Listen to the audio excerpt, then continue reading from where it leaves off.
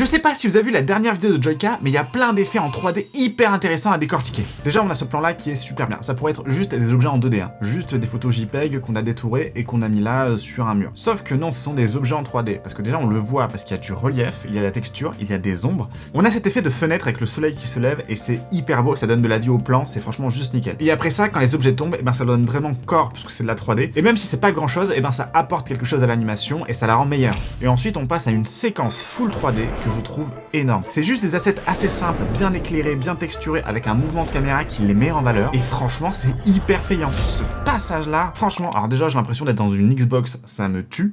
Le sound design est très précis, il est très travaillé, et franchement, ça apporte 50% du plan. Et là, on passe à cette animation qui me titille un tout petit peu. Joyka est littéralement filmé sur un fond vert. Genre, ça se voit au détourage qu'il y a autour de lui, à la légère couche de flou, et il y a un petit liseré qui se fait encore sentir. Le fond est magnifique, c'est un fond complètement en 3D. Malheureusement, les deux ne matchent pas très bien. Dans l'idéal, il aurait fallu matcher les couleurs directement sur le setup, si on savait qu'on allait incruster ce type de fond, ou alors, retoucher en post-production un peu sa balance des blancs. Ce mouvement de recul me laisse un tout petit peu perplexe, parce que clairement, on voit Joyka qui regarde la caméra en train de monter, mais par rapport au plan, on sent que lui, ça reste une couche 2D sur un espace 3D. C'est-à-dire que les perspectives ne sont pas tout à fait bonnes, ça ne matche pas complètement avec la caméra qui était utilisée dans le support 3D. Alors, c'est des micro-détails, parce que l'animation est super belle, elle est bien rythmée, encore une fois le sound design il est excellent, surtout qu'ils sont impliqués à bien faire les ombres, il y a vraiment un jeu de rythme avec le mouvement de la caméra. Pour les confettis, il y en a qui sont derrière Joyka et il y en a qui sont devant Joyka, ça crée un petit effet de perspective et c'est des micro-détails mais ça apporte de la crédibilité à l'animation, même si les confettis ont l'air énormes. Et le dernier effet sur lequel je voulais revenir, c'est cette ampoule là, c'est sûr que c'est de la 3D, parce que vous pouvez faire autant de répétitions que vous voulez, mais il y a quand même un gros pourcentage pour qu'ils se prennent l'ampoule dans la tête. Pour ce plan, je suis sûr qu'ils ont utilisé une lunette comme ça, qu'ils l'ont fait tourner autour de sa tête pour donner l'illusion que l'ampoule était là.